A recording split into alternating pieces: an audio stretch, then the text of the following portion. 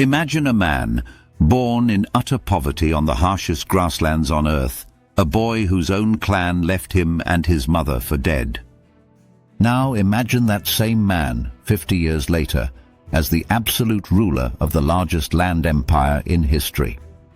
He didn't just conquer nations, he erased them from the map. His armies were a storm of arrows and hoofbeats that swept from the shores of the Pacific to the gates of Vienna. But here is the paradox. This wave of destruction was followed by a century of unprecedented peace and connection. A time when a woman carrying a sack of gold could supposedly walk from one end of the empire to the other without fear. They were the most brutal conquerors the world had ever seen, and yet they were also its greatest unifiers. How did a scattered collection of nomadic tribes feuding over pastures and stolen horses pull off this incredible feat? And more mysteriously, why did this colossal empire, forged in fire and steel, crumble away in a historical blink of an eye? This is the story of that impossible rise, the shocking peace that followed, and the dramatic unraveling of the Mongol Empire. We all know the name Genghis Khan, but that wasn't a name he was born with. It was a title he earned. He started as Temujin, a boy whose father was murdered by rivals, a teenager betrayed and abandoned by his own people, left to survive on roots and fish in the unforgiving wilderness. From that rock-bottom beginning, he would build a super-state stretching from Korea to Hungary, from the frozen forests of Siberia down to the warm waters of the Persian Gulf. And let's be clear, the Mongol ascent was violent. Cities that had stood for 1,000 years were turned to dust. But it's also true that they created a global network that we are still feeling the echoes of today. They gave Europe its first real taste of Chinese technologies like gunpowder and printing, and connected Chinese merchants directly with European markets. Tonight, we're tracing the entire epic saga, the desperate struggle for survival, the forging of a nation on horseback, the world-shaking conquests, the unexpected golden age of peace, and the sudden spectacular collapse. This isn't just a history lesson. It's the story of how a handful of nomads didn't just change the world, they drew the map. Steppes and survival. To understand the Mongols, you have to understand the steppe, a vast, wind-swept sea of grass where life was brutal and short. The wind could freeze a man's tears to his face in winter, and the summer sun was relentless. In this world, power wasn't measured in land, but in horses and followers. Tribes raided each other constantly, and blood feuds were passed down like precious heirlooms. Into this chaos, around 1162, Temujin was born. His father, a minor clan chief, managed to forge a few alliances, but it all came crashing down when he was poisoned by a rival tribe when Temujin was only 9. In the ruthless politics of the steppe, loyalty was only to the strong. Seeing a woman and a young boy as a liability, the clan voted with its feet, abandoning them to starve. Those years of hunger and isolation forged Temujin's character. He learned that survival depended not on noble birth, but on loyalty and building relationships. He learned that the only alliances that mattered were the ones sealed by trust, not just blood. Temujin becomes Genghis Khan. Temujin's rise was defined by a revolutionary idea. Where others saw a world of rigid tribal aristocracy, he envisioned a meritocracy. Instead of clinging to old blood feuds, he began to absorb defeated enemies into his own ranks. He promoted commanders based on skill and loyalty, not their lineage. This radical approach attracted warriors from all walks of life.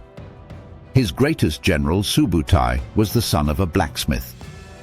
But his path to unity wasn't without conflict. His most significant rival was a man named Jamuka, who was his childhood friend and sworn blood brother, or Anda. They had fought side by side, but their visions for the future were fundamentally different. Jamukha represented the traditional aristocratic order, while Temujin championed a unified nation that transcended tribal lines. Their friendship curdled into a bitter rivalry, sparking a civil war across the steppe. After decades of relentless struggle, in 1206, the leaders of the now united Mongol tribes gathered for a great council, a Kurultai. There, on the banks of the Onon River, they proclaimed Temujin as Genghis Khan, the universal ruler of all the people of the steppes. An entire nation of nomads, once hopelessly divided, now rode under a single banner. Lightning on the move unity unleashed an ambition that would shake the world. The Mongol army was unlike anything anyone had ever seen. It was essentially a nation on horseback. Every warrior brought a string of 3 or 4 horses, allowing them to switch mounts and cover vast distances without rest, traveling up to 200-300 kilometers a day. Their composite bows were technological marvels, capable of launching arrows with deadly accuracy at ranges that outmatched their enemies. The army was organized with iron discipline under a decimal system, with units of 10, 100, and 1,000, allowing for incredible flexibility and control in battle. They were masters of psychological warfare, using tactics like the feigned retreat to lure enemies into devastating ambushes. Crucially, they were brilliant learners. They absorbed the technology of the people they conquered, turning Chinese engineers into masters of siege warfare and Persian experts into commanders of their trebuchet battalions. This terrifying new force was first unleashed on the Khwarezmian Empire in Central Asia. After the Shah of Khwarezm foolishly executed Mongol envoys, Genghis Khan unleashed a war of annihilation. He didn't just defeat the Shah's armies, he systematically dismantled his empire, leaving cities like Samarkand and Bukhara as smoking ruins. The price of conquest. There is no sugarcoating the Mongol conquests. They were brutal, often on a scale that is hard to comprehend. When the Mongols sacked a city that resisted, they often left no one alive. In cities like Nishapur and Merv, historical accounts speak of unimaginable slaughter. This wasn't mindless violence, however. It was a calculated strategy of terror. Genghis Khan understood that fear traveled faster than his cavalry.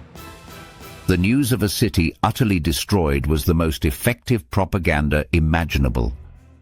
The next city in their path would hear the terrifying stories and would often throw open its gates and surrender without a fight, saving Mongol lives and resources. It was a cold, ruthless logic. Make one example so horrific that dozens of others would submit peacefully. He had weaponized fear, and it proved to be as powerful as any siege engine. Pax Mongolica, and then, after the storm of conquest, came something utterly unexpected: peace. For roughly a century, the Mongol Khans presided over an era of stability and connection that historians call the Pax Mongolica, or Mongol peace.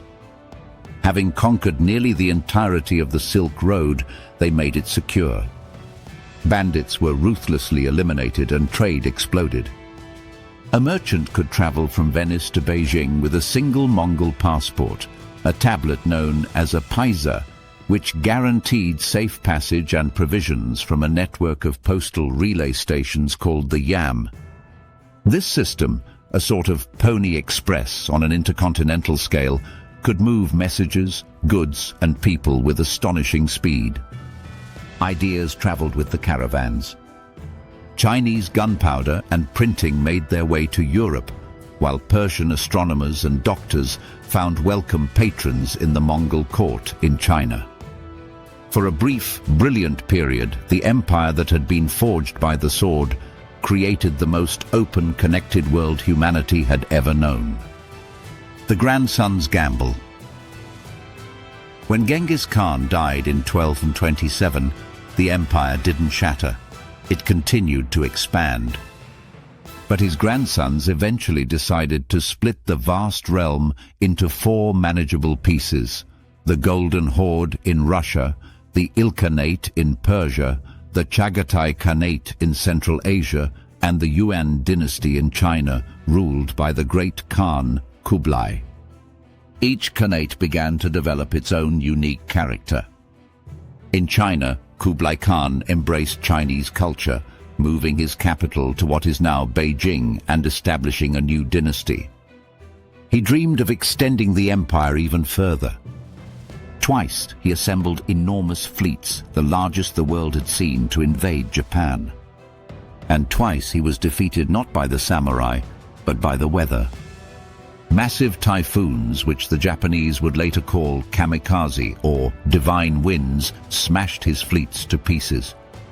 These failed invasions were a colossal drain on the imperial treasury, and more importantly, they shattered the myth of Mongol invincibility. For the first time, the Mongols had been stopped. Cracks in the saddle. The vast distances and differing cultures began to pull the empire apart. The Khans who ruled Persia became Persian. The rulers of the Yuan dynasty in China became increasingly Chinese.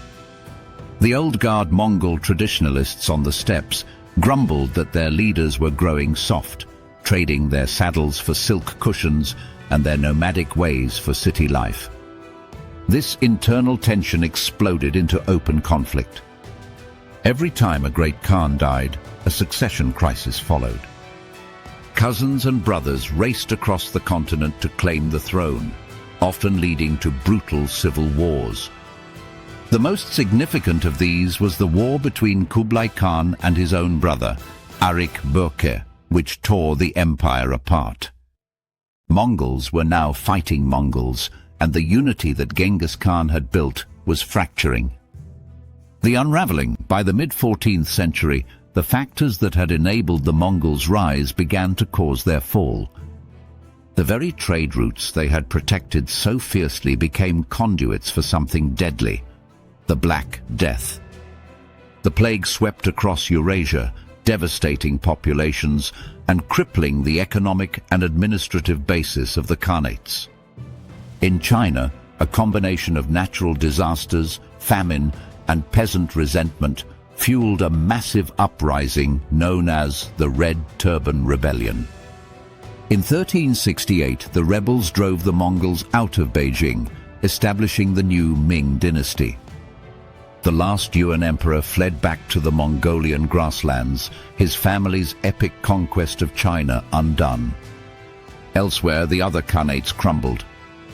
The Ilkhanate in Persia disintegrated into civil war, while the Golden Horde in Russia slowly lost its grip as local principalities like Moscow grew stronger.